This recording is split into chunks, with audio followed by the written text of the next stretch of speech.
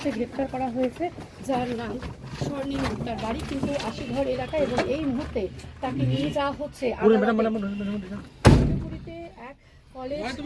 তুমি এরকম এই ঘটনাগুলো ঘটিয়েছো, মানে একটা তো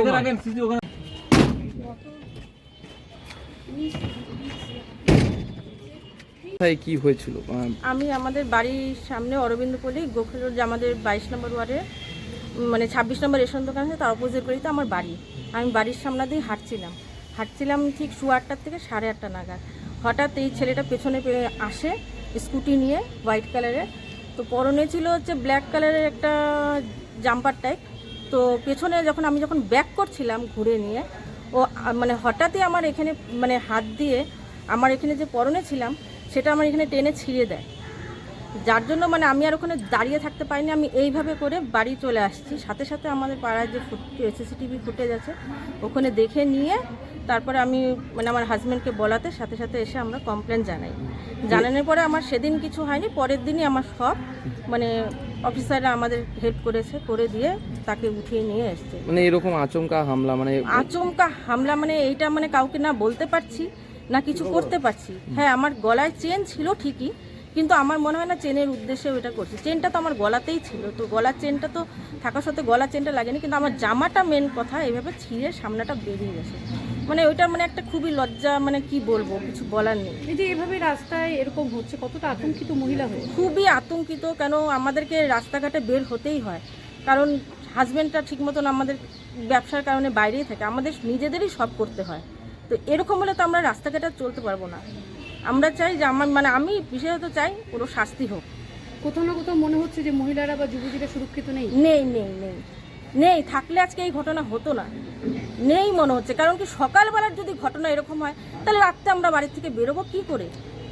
আমরা তো সন্ধ্যার পরে গেটের বাইরে যেতে ভয় পাচ্ছি। এটা যদি সকাল 8:30 থেকে 8:30 সকাল, বেশিরভাগ মানুষই মর্নিং ওয়াক করে বাড়িতে যায়। এই ঘটনা হওয়ার পরে কি আপনি কি কাউকে জানিয়েছিলেন বা চিনিয়েছিলেন? হ্যাঁ, আমার হাজব্যান্ডকে বলেছি, আমি সাথে সাথে এসে নিয়ে সিসিটিভি ফুটেজ মানে সব রেডি করে নিয়ে আমি থানায় জমা করেছি। পিসি পার্টির সাথেও কথা হয়েছে, সবার সাথে সব কথা হয়েছে, কিন্তু তারা আমাকে অনেক সাহায্য করছে বলে মানে পরের দিনই ছেলেটাকে উঠাতে পেরেছে। ঠিক আছে। আমি 17 তারিখ মঙ্গলবার 7:32 আমার মেয়েকে টিউশনে দিয়ে আমি বাড়ির দিকে যাচ্ছি। তারপরে ভারতী সেবক সংঘের সামনে একটা গাড়ি আমাকে ক্রস করে এগিয়ে গিয়ে মোড়ের এদিক ওদিক 3টা রাস্তা 3 দিকে তাকালো। তাকিয়ে আবার গাড়িটা আমার দিকে রিটার্ন আসছে। তখন স্বাভাবিক একটা লোক রাস্তা দিয়ে আসতেই পারে, এসে উনি আচমকায় এসে আমার গায়ে উন্না ছিল এবং টান দেনি উনি চলে গেল। আমি তো তখন হতভম্ব হয়ে দাঁড়িয়ে আছি, কি হলো এটা? পরে তাকিয়ে দেখি উন্নাটা ফেলে দিয়ে ও চলে গেল। তখন তো আমি ওখান থেকে দৌড়ে একটা দাদাকে বলছি, দাদা দাঁড়ান, আমাকে একটু বাড়িতে পৌঁছে দিন।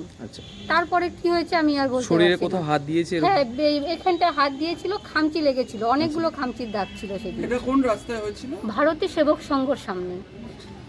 ঠিক আছে। কত তারিখে ঘটনা বললেন? 17 তারিখ মঙ্গলবার 7:40 থেকে 50-এর মধ্যে হয়েছে আমার সঙ্গে।